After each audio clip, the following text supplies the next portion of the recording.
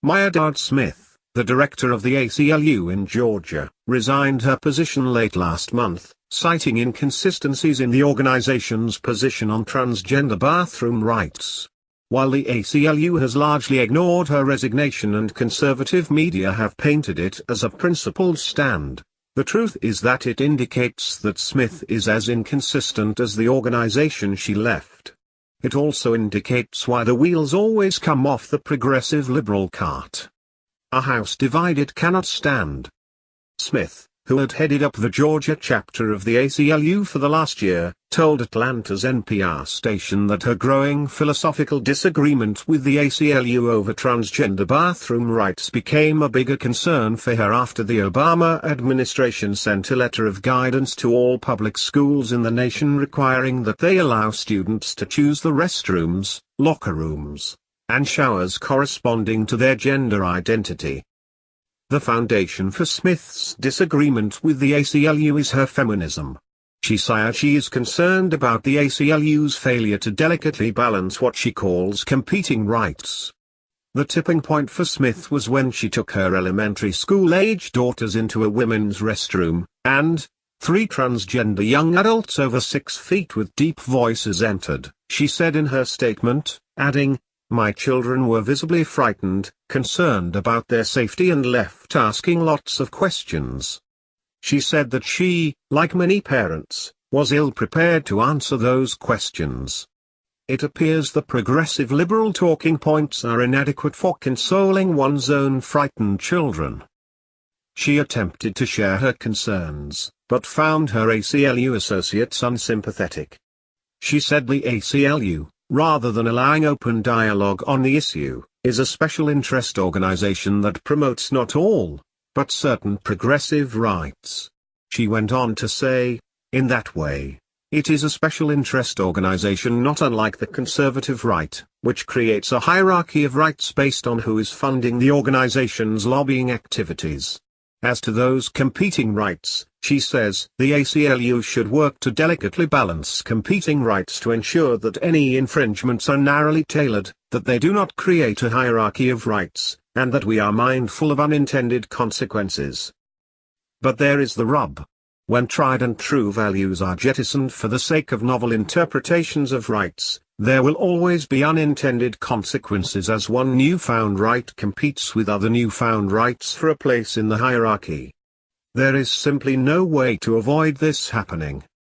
It's a little like the story of the man who was hitchhiking and was picked up by a driver who proceeded to race through red lights, narrowly avoiding one accident after another. When his passenger complained, he explained, "I have 7 brothers, and we've always done this. We've ever been in an accident. This is real freedom. We refuse to have our driving defined by red lights." At the next green light, the driver slammed on the brakes and was almost hit from behind. The passenger, finally at his wit's end, demanded to know why the driver did that. "Oh," the driver answered, "you never know when one of my brothers is coming down a side street." One can attempt to create some new freedom, but he will inevitably limit some other freedom in the process. As Father Paul MacDonald told the New American in a previous article about the transgender hate speech legislation moving through Canada's parliament. It's funny how this transgender stuff seems to be trumping good old-fashioned feminism. For instance, men are not allowed to have a men's-only gym. However, women are allowed to have a women's-only gym, and I don't begrudge them. But then the transgendered fellow, that is XY chromosome, he gets to go into the women's changing room in the women's gym. Why don't the feminists trump the transgenders? Because surely some of these women would be saying, "No way, we fought for this, and no, you can't come in here." Smith appears to be the answer to Father MacDonald's question. But this answer introduces a slew of other questions. What Smith fails to see is that it is not a matter of competing rights. It is a matter of competing values. The conflict is created by the manufacturing of rights that then bump into other manufactured rights. As she seeks to create a safe space to discuss the transgender issue, Smith has launched a website, Finding Middle Ground, where she hopes to move the conversation forward without the conflict. A video on the site asks, "How can we ask these kinds of questions without being called a homophobe?" But, as honest as her questions may be, she still misses the mark. The video features a young girl on a swing set who asks, "Boys in the girls' bathroom?" with a quizzical look. She then says, "I don't know about that. There's some boys who feel like they're girls on the inside, and there's some boys who are just perverts."